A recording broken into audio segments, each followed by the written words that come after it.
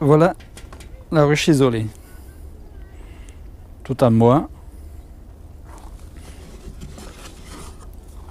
Alors les composés, bien sûr, d'un toit, d'un nourrisseur, d'une hausse,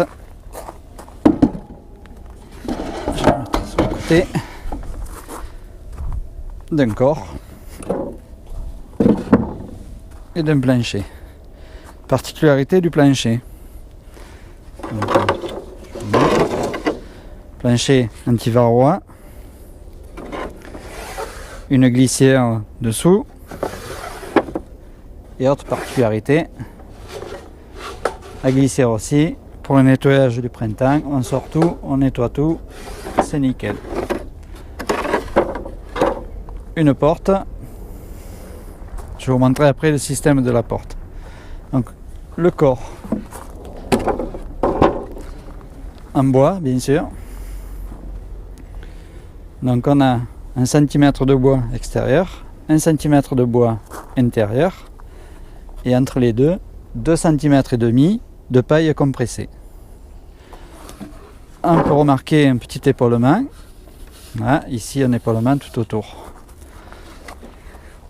Vous allez comprendre. Voilà. Là je mets en place. Donc pour revenir à la porte. La porte, petite entrée. On sort. On tourne. Et on remet en place. Et là vous avez une grande entrée. Autre particularité, vous bougez votre ruche, vous voulez l'amener, vous fermez le crochet sur le côté, votre ruche est fermée. Ventilation. Voilà. Crochet, on ouvre, planche d'envol un peu plus large. Ici vous avez un petit volet que vous pouvez ouvrir, et là vous voyez communication avec la ruche. L'été, à la limite, on met une petite ouverture. Petite ouverture. Les abeilles rentrent par là et peuvent même sortir par là. À voir. Donc ensuite, on a un nourrisseur qui vient se positionner dessus. Une fois qu'il est positionné, il est entre les deux épaulements, et il ne peut plus bouger. Particularité, c'est que le nourrissement se fait d'un côté ou de l'autre. À voir le côté pratique ou pas, je sais pas. Deuxième particularité, il se ferme. Une petite fermeture étanche. Façon de parler, hein, pour les abeilles. Autre particularité du nourrisseur, passage du sirop.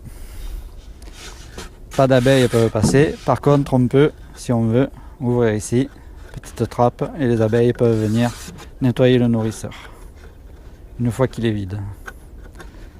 Pour poser le pain de candy, s'il faut. Voilà, le nourrisseur. Donc bien entendu, on lève le nourrisseur. On vient mettre la hausse avec ses cadres. Alors j'ai pas dit, les cadres, ce sont des cadres Hoffman. Voilà. Donc la hausse qui vient se positionner. Une fois qu'elle est positionnée, elle ne peut plus glisser parce que justement il y a toujours ce système d'épaulement. Voilà. La hausse en place, le nourrisseur, la toiture. Donc la ruche telle quelle, voilà, avec les cadres de corps, cadre de hausse, sans la cire bien sûr, toiture et nourrisseur, fait 29 kg. Sans la hausse, 22 kg. Ce qui reste dans les poids traditionnels. Hein. Je pense qu'avec la cire, on arrive donc à peu près aux 25 kg d'une ruche d'Adam en bois. Donc isolée, poignée en bois, pour la hausse et pour le corps. Il ne me reste plus qu'à traiter. Voilà. Ah oui, petite particularité du toit, je ne sais pas si je vous l'ai montré, le toit est ventilé sur ses 4 faces. Donc ici, ici, ici, ici, renforcé, isolé. Donc voilà. Je crois qu'il n'y a même pas la peine de mettre un poids dessus. Par sécurité, en Provence, on met toujours du poids, nous. On verra. À tester. Voilà. Alors je tiens à préciser que je suis ni le constructeur, ni le vendeur. Je ne suis pas un commercial du magasin. Je fais juste ça pour essayer cette ruche isolée en Provence, où on n'est pas tellement gêné par le froid, mais surtout par la chaleur.